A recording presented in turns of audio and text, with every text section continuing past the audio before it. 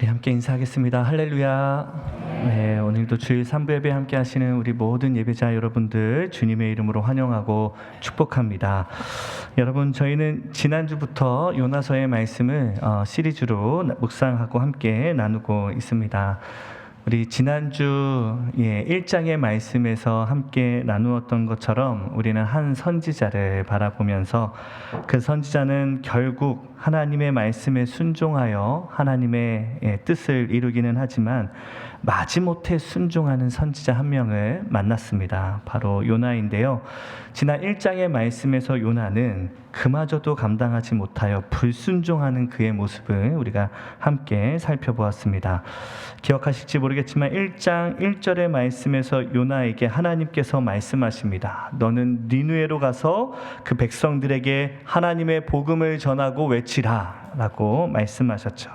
그들의 악함이 악독이 나에게까지 이르렀다라고 말씀하시며 그에게 구원을 명령하셨습니다. 하나님은 그렇게 요나에게 너는 가라 라고 말씀하셨지만 요나는 싫습니다 라고 대답합니다. 하나님은 요나에게 니느웨로 가서 복음을 전하고 그들을 구원하라 말씀하였지만 요나는 대신 니느웨가 아니라 그 반대편인 다시스로 할 수 있는 한 최선을 다해서 나아가는 걸 보게 됩니다. 우리 지난주에 함께 나눴던 지도인데요. 욥바에 있던 요나를 하나님이 500마일 떨어진 니느웨로 보내고자 사명을 주셨지만 요나는 그 말씀에 불순종하기 위하여 2500마일이 떨어진 저 끝 서편 다시스로 배를 타고 도망가고 있는 거죠. 지난주에 이 말씀을 하면서 다시 한번 우리의 신앙의 자리를 돌아보며 어쩌면 우리도 이 하나님 앞에서의 불순종의 모습이 이 요나와 같지 않나라고 함께 나눴는데요. 우리는 하나님의 말씀에 불순종하고 외면하는 모습들을 어쩌면 너무 의연하게 쉽게 생각하지만 요나의 모습처럼 우리의 불순종은요, 생각하는 것보다 더 적극적이고 더 의지를 갖고 힘을 다하며 하나님의 말씀을 거역하고 있는 모습이 있을 수 있음을 우리가 함께 나눴습니다. 그렇게 요나는 하나님의 말씀에 불순종합니다. 그러나 지난 우리의 말씀에서 또 한 가지 살펴볼 부분이, 제가 지난주에도 하나님을 향한 불순종을 이야기할 때 영적인 불순종을 이야기했지만 우리가 너무 쉽게 외면하고 있는 것이 우리의 삶의 자리에서의 불순종입니다. 물론 영적인 차원에서의 하나님의 불순종도 있지만 우리의 삶의 자리에도 하나님이 주신 말씀에 대한 불순종하는 마음들이 또 우리에게 있지 않습니까? 하나님이 우리의 삶의 순간순간 담겨주신 명령과 말씀들이 있지만 우리는 그 말씀들도 너무 쉽게, 너무 의도적으로 외면하고 부정하고 있는 거죠. 그리고 우리는 지난주의 말씀에서 요나의 그 삶의 모습과 신앙의 모습을 보면서 요나의 그 불순종이 영적인 침체가 내려가는 단계적인 비유로 설명되고 있음을 우리가 함께 나눴는데요. 특별히 본문 한 단계 한 단계 요나가 영적인 침체로 내려가는 자리를 성경은 그가 내려간다 라는 단어로 설명하고 있는 걸 나눴습니다. 그래서 아주 비유적으로 요나가 니느웨가 아니라 서편 다시스로 도망가기 위하여 배에 올랐다라고 되어 있지 않습니까?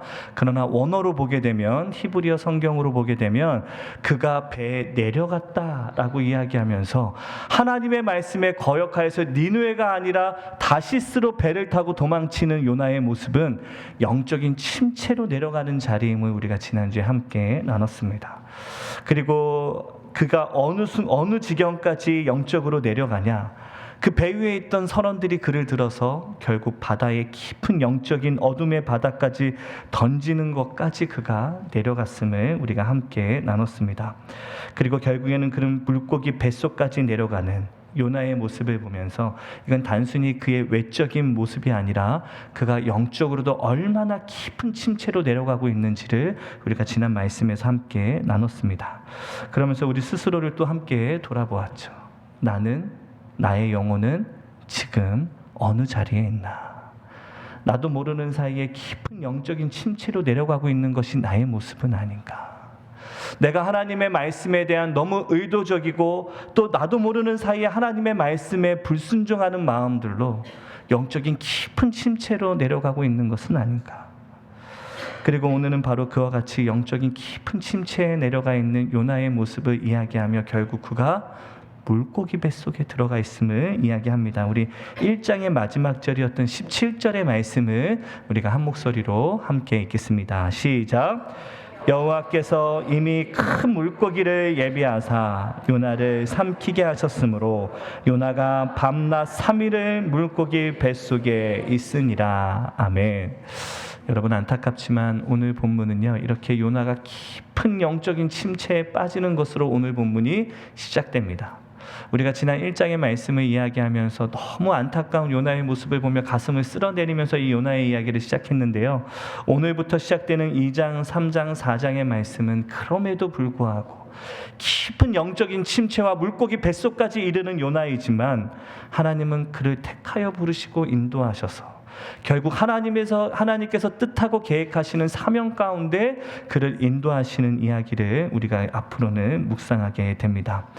그럼에도 불구하고, 그 철저하고 적극적인 불순종에도 불구하고 요나를 인도하셔서 결국 거룩하고 복된 삶의 자리로, 사명의 자리로 인도하시는 그 하나님의 손길에 대해 우리가 함께 묵상하게 되는데요, 부디 오늘 저와 여러분에게 주신 이 말씀을 통해 혹여라도 이 자리에 요나와 같이 깊은 영적인 침체 가운데 빠져있는 우리를 다시 일으켜 세우시는 그 하나님의 살아계시는 손길을 누리고 그 회복의 자리로 나아가는 저와 여러분이 되시기를 주님의 이름으로 간절히 축복합니다. 여러분, 오늘 본문의 말씀에서 가장 먼저 우리에게 주시는 교훈의 말씀은요, 바로 우리는 이 깊은 영적인 침체 가운데 더더욱 하나님을 향하여 부르짖어 기도해야 된다라는 겁니다. 여러분, 오늘 본문의 시작은 앞서 말씀드린 대로 요나가 물고기 뱃속에 있는 것으로 이야기가 시작됩니다. 우리 다 함께 2장 1절의 말씀 우리가 한 목소리로 함께 읽겠습니다. 시작. 요나가 물고기 뱃속에서 그의 하나님 여호와께 기도하여.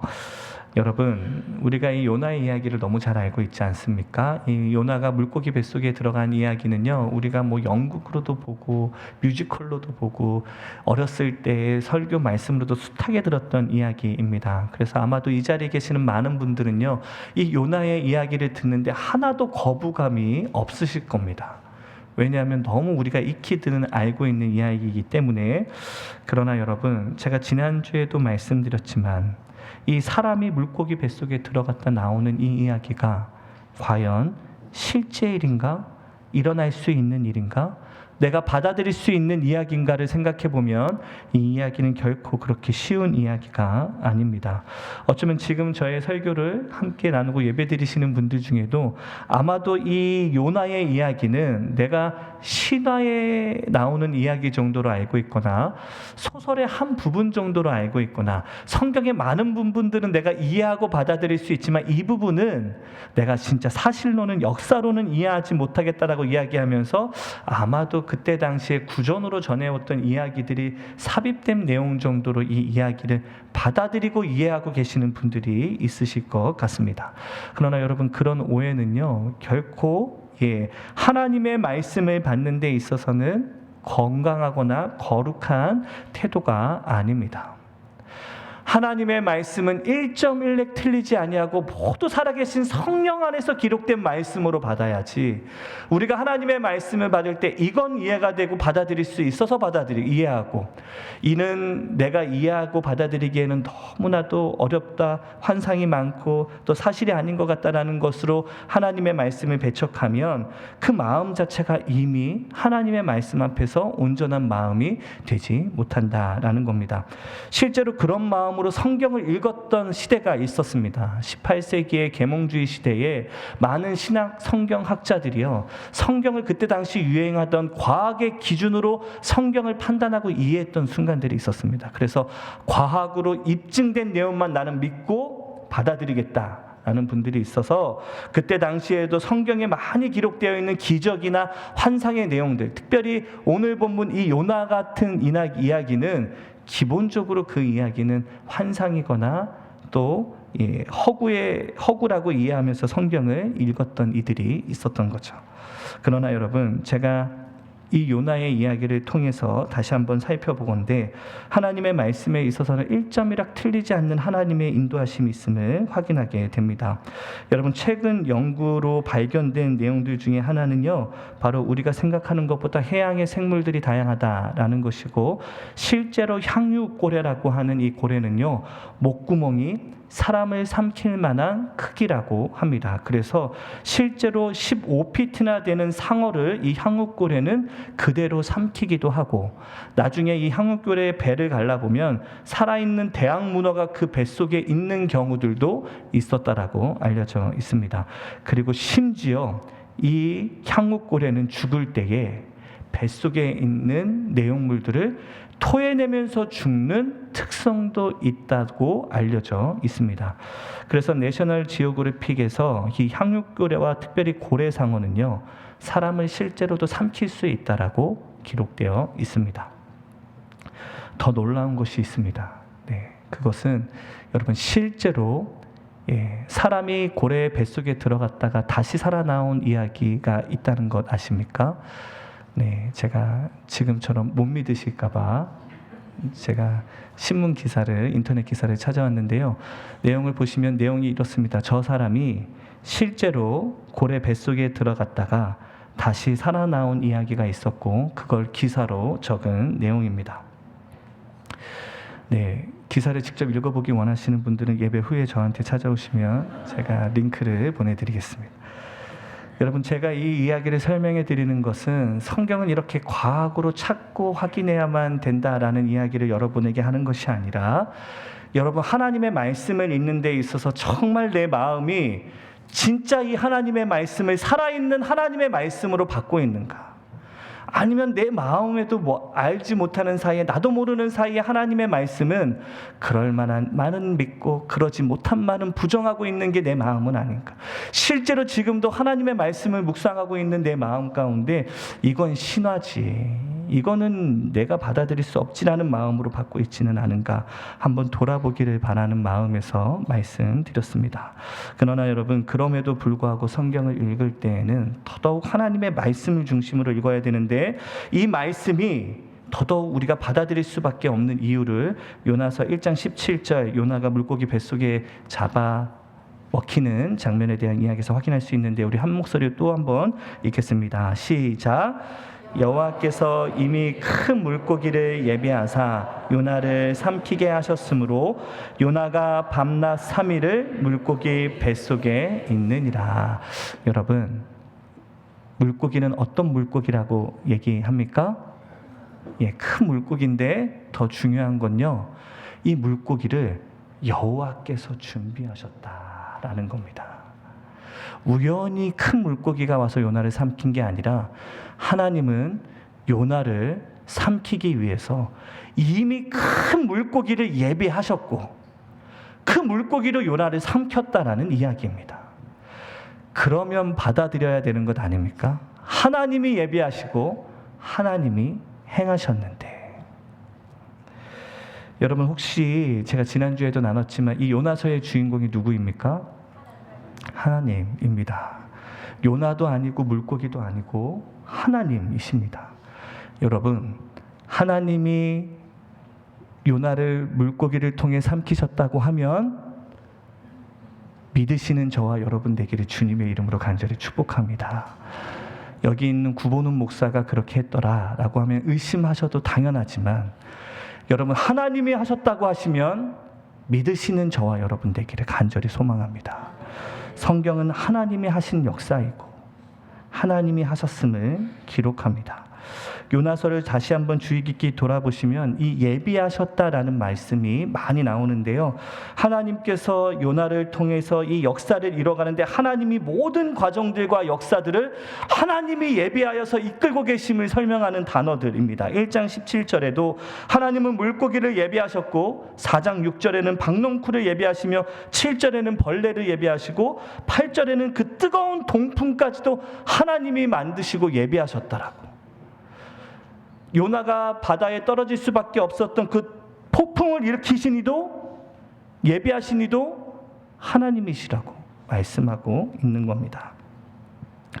그러나 여러분, 이와 같이 하나님께서 예비하신 역사를 우리가 읽을 때요, 또 한 가지 기억하고 또 붙들어야 할 내용이 있는데요.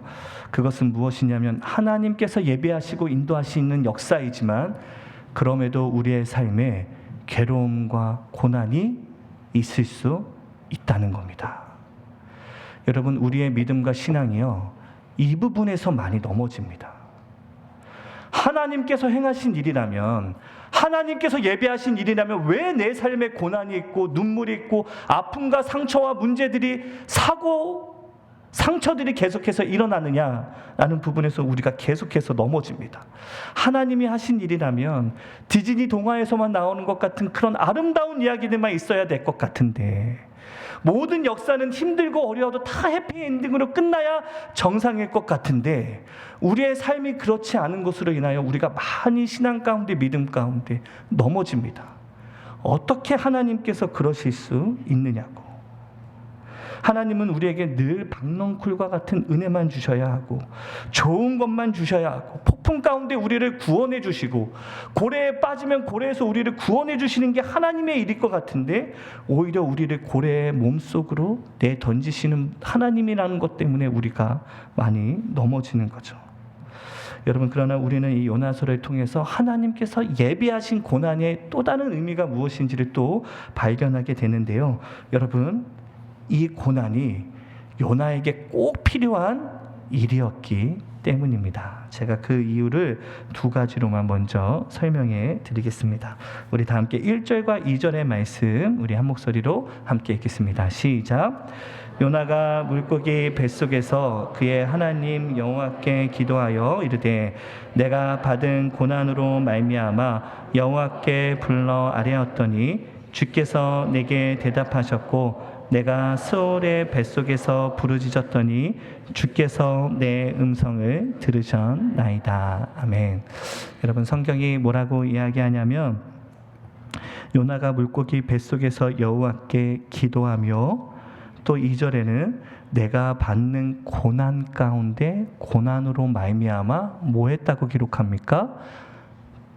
네, 어려운 얘기 안 물어봅니다. 네, 성경에 뭐라고 되어 있죠? 내가 받는 고난으로 말미암아 내가 여호와께 불러 아뢰었더니, 그때 하나님께서 내게 대답하셨고, 또 이후에 스올의 뱃속에서, 그 스올과 같은 물고기 뱃속에서 부르짖어 기도하였더니 뭐라고 되어 있습니까?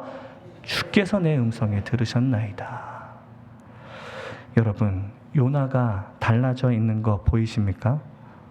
여러분, 1장의 요나는 어땠습니까? 폭풍이 이는 도중에도 배 가장 밑에 내려가서 잠자고 있던 자가 요나였습니다. 그 폭풍이 일어나서 배가 뒤집힐 것 같은 위기가 자기의 영적인 죄악으로 인하여서 일어나는 일임에도 불구하고, 이 영적인 위기의 의미가 뭔지도 모르는 상태로 그냥 배 깊은 곳에 내려가서 영적인 침체 가운데 잠들어 있던 자가 요나였습니다. 그 배 위에 있는 사람들은 자기에게 닥친 그 위기 가운데 자기의 신들에게도 나아가서 기도하고 있던 그때에도 하나님의 선지자였던 요나는 잠자며 영적으로 깊이 영적인 잠에 빠져 있었던 자가 요나였죠. 심지어 1장 6절에는 뭐라고 이야기합니까? 우리 함께 읽겠습니다. 시작. 그 배 선장이 그에게 가서 이르되, 자는 자여 어찌함이냐, 일어나서 내 하나님께 구하라. 혹시 하나님이 우리를 생각하사 망하지 아니하게 하시리라 하니라. 아멘. 뭐라고 이야기합니까, 여러분? 배 위에 있던 선장이 선지자에게 가서 제발 기도 좀 하라고 그에게 탄식합니다. 너 하나님의 선지자라며, 그런데 어떻게 이 위기 가운데 그냥 잠들어 있을 수 있냐고, 일어나서 하나님께 기도 좀 하라고. 그렇게 잠들어 있던 요나, 우리가 망하게 되었다고 사람들이 탄식하고 있는데도 영적으로 깊이 빠져서 그냥 잠들어 있던 요나가 지금은 어떻게 하고 있습니까? 하나님 앞에 나아가 부르짖어 기도하며 하나님의 응답을 누리는 자리로 나아가고 있는 겁니다. 물고기 뱃속의 고난이 요나를 다시 영적으로 일으켜 세운 겁니다. 깊은 영적인 침체에 빠져 있던 요나를 고난이, 물고기 뱃속에 고난이, 눈물이, 고통이, 두려움이 그를 다시 일으켜 세운 겁니다.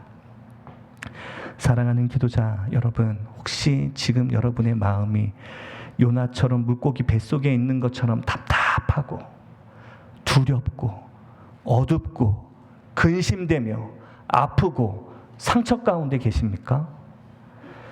여러분, 그 자리가 하나님께서 예비하신 자리임을 믿으신다면 부디 요나와 같이 그 물고기 뱃속에서 하나님을 향하여 기도할 수 있는 저와 여러분이 되기를 주님의 이름으로 간절히 축복합니다.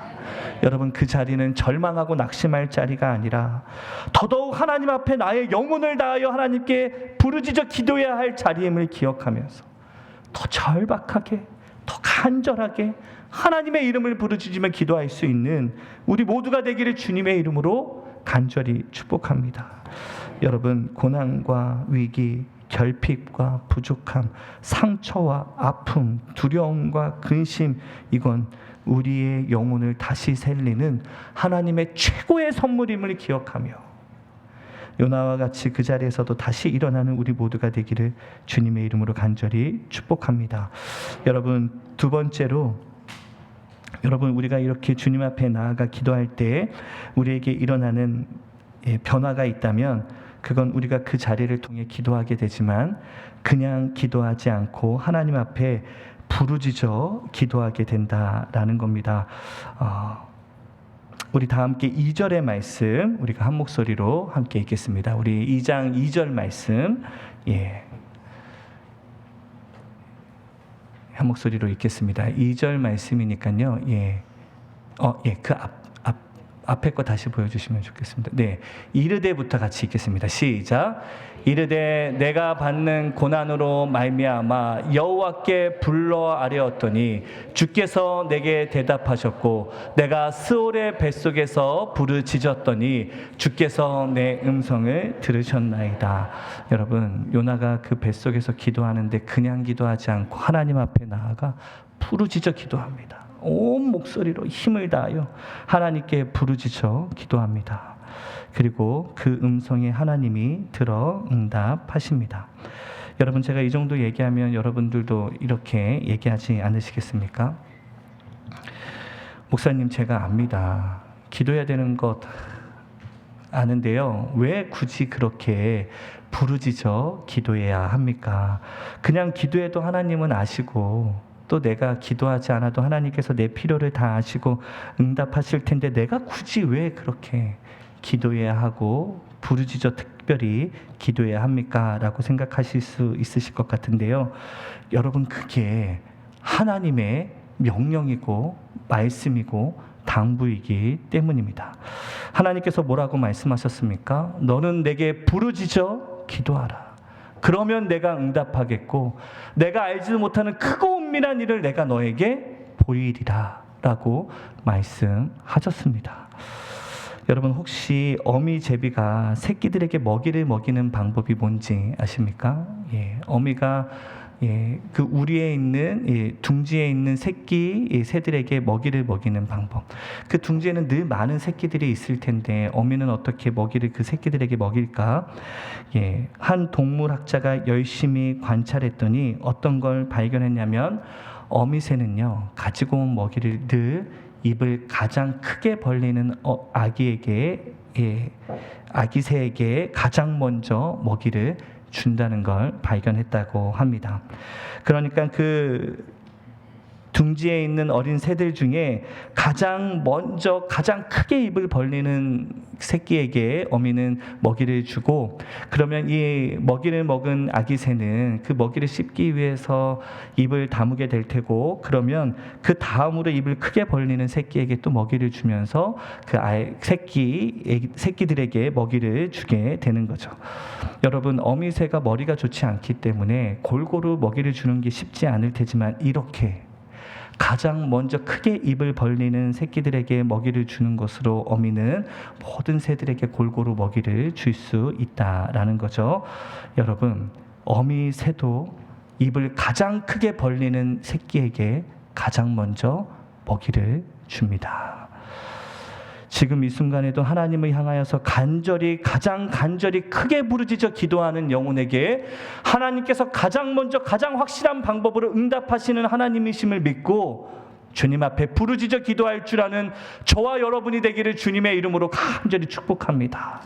여러분, 기도하되 하나님이 명령하신 대로 부르짖어 기도할 줄 알고 더 절박하고 간절하게 스올에서부터 하나님을 향하여 부르짖었던 요나에게 하나님이 응답하셨던 것처럼, 여러분, 저와 여러분의 삶의 자리에서 힘들고 어려운 고난일지라도, 물고기 뱃속에 있는 것 같은 절망일지라도, 그럴수록 더더욱 하나님을 향하여 절박하게 입을 벌리고 하나님을 향해 기도할 줄 아는, 그렇게 응답을 받아 누리는 우리 모두가 되어주시기를 주님의 이름으로 간절히 축복합니다.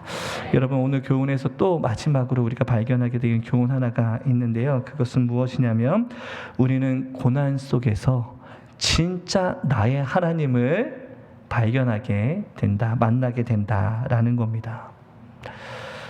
여러분, 하나님이 예비하신 물고기 뱃속에서 요나가 답답함 속에서 하나님께 부르짖고 얻은 유익이 무엇입니까? 앞서 말씀드린 대로 요나의 기도가 달라졌죠. 그러나 요나에게 또 다른 변화가 있습니다. 우리 다 함께 1절의 말씀도 우리 다시 한번 함께 읽겠습니다. 시작. 요나가 물고기 뱃속에서 그의 하나님 여호와께 기도하여. 여러분, 요나가 지금 누구에게 기도합니까? 네, 하나님인데 그의 앞에 뭐가 하나 더 있죠? 그의 하나님에게. 요나가 물고기 뱃속에서 기도하는데요, 이제는 그의 하나님, 요나의 하나님에게 기도합니다. 우리 6절의 말씀도 한 목소리로 읽겠습니다. 6절 말씀 시작. 내가 산의 뿌리까지 내려갔사오며 땅이 그 빗장으로 나의 하나님 여호와여, 주께서 내 생명을 구덩이에서 건지셨나이다. 아멘. 여러분, 요나가 누구를 향하여 고백하고 간증합니까? 나의 하나님 여호와께 나아가 부르짖어 간증하며 기도합니다. 그러면 여러분, 요나는 1장에서는 어떻게 하나님께 기도했나? 우리 1장 9절의 말씀도 우리 함께 읽겠습니다. 이건 요나가 자기 스스로를 배 위에 있었던 선원들에게 자기를 소개하는 이야기입니다. 우리 함께 읽겠습니다. 시작. 그가 대답하되 나는 히브리 사람이요 바다와 육지를 지으신 하늘의 하나님 여호와를 경외하는 자로라 하고. 여러분, 요나가 하나님을 어떤 하나님이라고 소개합니까? 바다와 육지를 지으신 하늘의 하나님, 하늘에 계신 하나님. 그는 천지를 창조하신 하나님이지만 하늘에 계신 하나님으로 소개합니다. 여러분, 이런 겁니다. 누가 여러분에게 하나님은 누구시니? 라고 물어봤는데 여러분이 하나님은 하늘을 지으시고 바다를 만드신 분이야 라고 소개하고 있는 거죠. 그냥 하나님을 교과서로 내가 아는 만큼만 소개하고 있는 겁니다. 그러나 2장에서 요나는 어떻게 달라져 있습니까? 물고기 뱃속에 고난을 겪었던 요나는 하나님을 나의 하나님이라고, 나를 만나주시는, 나를 구원하신 하나님이고 나에게 사명을 주시고 은혜를 주시며 구원을 허락하여 주신 분으로 하나님을 소개하고 있는 겁니다. 저 멀리 하늘에 있던 하나님으로 알고 있던 그 하나님을 이제 요나는 고난 가운데 나의 하나님으로 만나고 나의 하나님으로 알고 누리며 하나의 하나님이라고, 내가 지금 동행하며 함께하는 하나님이라고 그를 하나님을 소개하고 있는 겁니다. 여러분, 이게 고난이 주는 영적인 은혜입니다. 여러분, 고난은요, 그냥 머리로만 알고 있던 하나님을 마음과 영혼으로 만나는 은혜를 허락해 주는 자리가 고난의 자리라는 겁니다. 여러분, 이 이야기는 제가 전에 사역했던 교회에서 만난 젊은 부부의 이야기인데요. 그 교회에서도 정말 신앙생활 열심히 하고 교회에서 봉사도 많이 하며 또 어린 후배들에게도 참 본이 되는 젊은 부부였습니다. 이들이 결혼한 이후에 정말 열심히 기도하여서 몇 년이 지난 후에 이 부부가 첫 아이를 임신하게 되었습니다. 얼마나 온 가족들이 기뻐하고 설레고 또 감사했던지, 온 가족들이 그 아이를 맞을 준비로 정말 기쁜 시간들을 보내고 있던 그때에 예정일을 몇 주 앞두고 천천병력과 같은 소식을 전해 듣게 됩니다. 그건 이유는 알 수 없으나 이 자매의 뱃속에 있던 아이가 생명을 잃었다라는 이야기였습니다. 한순간에 이 부부의 희망과 소망과 기쁨이 산산조각 났고, 이 부부는 그 순간부터 말할 수 없는 절망과 슬픔과 고통에 휩싸이게 됩니다. 그때부터 교회에 출석하지 못하는 것은 당연한 일이었고, 들리기로는 이 자매가 하나님을 향하여 얼마나 실망하고 또 상처를 받았는지 그는 더 이상 하나님을 향하여 신뢰하지도 믿지도 못하겠다라고 이야기하며 하나님을 부인하고 원망하고 있다는 이야기가 들렸습니다. 왜 하필 나에게 이런 일이 생겼냐고, 내가 무엇을 잘못했기에 이와 같은 고통까지 나에게 주시는 거냐고.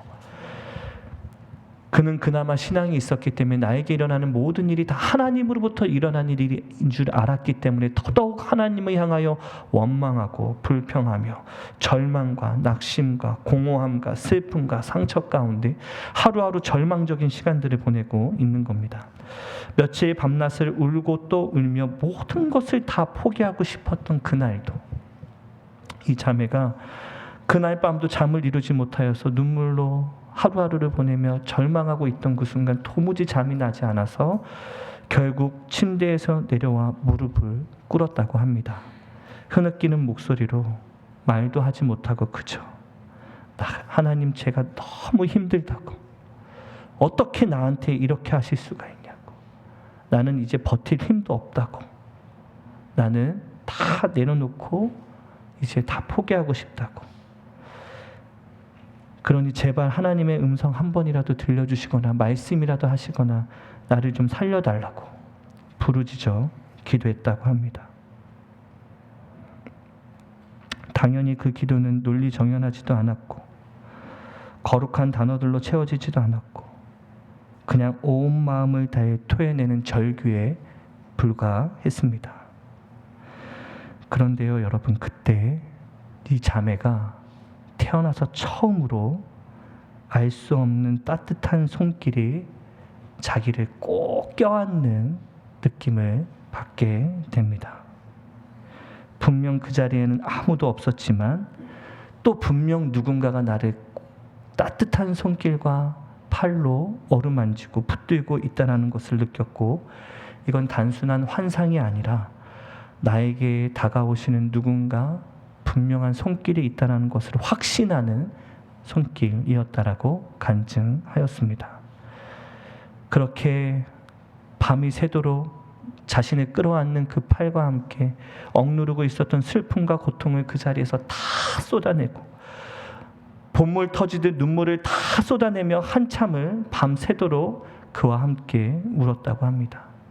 밤이 새고 눈물이 그칠 때쯤에는 그 순간 정말 세상은 알 수도 없고 설명할 수도 없는 평안과 위로가 자매를 덮게 되고, 그 순간 자매는 지금 이 순간 그래도 내가 혼자가 아니라는 걸 깨닫고 다시 일어서게 되었다고 합니다. 하나님이 지금 이 순간에도 함께 하시고 나를 붙들고 있다는 확신을 갖게 된 것입니다. 그러나 여러분, 더 은혜가 되는 것은 무엇인지 아십니까? 이 자매의 은혜도 간증도 귀하지만 이 모든 모습을 옆에서 바라보던 그 남편 형제의 간증입니다. 아내에게 일어난, 우리 가족에게, 부부에게 일어난 일로 인하여 이 형제도 이미 나는 하나님을 인정하지 않고 더 이상 하나님을 예배하기는커녕 하나님을 찾지도 않고 하나님을 부정하며 살겠다라고 했던 이 형제가 밑바닥까지 내려가 고통 가운데 헤매고 있는 아내를 보면서 매일매일 밤 하나님을 향해 더 크게 원망하고 불평하고 있던 그때에 하나님을 만난 이후에 변하는 자매 아내의 모습을 보면서 이 형제도 적어도 하나님이 살아계시는구나, 하나님이 그래도 우리의 눈물과 고통을 알고 계시는구나 라는 것으로 알고 하나님을 다시 바라보기 시작합니다. 그때 여러분, 이 형제와 자매 이 두 부에게 일어난 변화가 뭔지 아십니까? 그동안은 머리로만 알고 있던 그 하나님을 이 사랑하는 아이를 잃은 슬픔 가운데 눈으로 보고 삶으로 체험하고 나의 하나님으로 알는 역사와 변화가, 은혜가 이루어지게 되었다라는 간증입니다. 지금까지는 그냥 귀로만 듣던 하나님을 이제는 눈으로 보는 은혜가 그들에게 있었던 겁니다. 여러분, 이 짧은 간증을 공동체 안에서 나눌 때에 그 나눔을 나눴던 모든 부부들 또 형제 자매들이 이 이야기를 통해 은혜를 나누고 하나님의 살아계심을 누릴 수 있었던 귀한 은혜가 있었습니다. 사랑하는 우리 유저지 장로교회 예배자 여러분, 저와 여러분의 삶에도 물고기 뱃속과 같은 고난과 눈물과 상처가 있거든 그 자리에서 더더욱 하나님 앞에 부르짖어 기도함으로 머리로만 알던 하나님을 두 눈으로 보고 귀로만 듣던 하나님을 만나고 누리며 체험함으로 그 하나님을 나의 하나님으로 받아들이는 저와 여러분이 되기를 주님의 이름으로 간절히 축복합니다. 여러분, 우리는 고난을 통해 더 깊이 하나님을 만날 수 있고 눈물과 고통과 두려움의 자리에서 더 하나님을 인격적으로 만나며 하나님을 더 부르짖어 기도하고 절박하게 붙들 수 있음을 기억하며 혹여라도 지금 여러분의 삶의 자리가 물고기 뱃속과 같은 고난과 두려움일지라도 그 자리에서 더더욱 하나님을 깊이 만나고 은혜를 누리시는 우리 모두가 되기를 주님의 이름으로 간절히 축복합니다. 우리 주신 말씀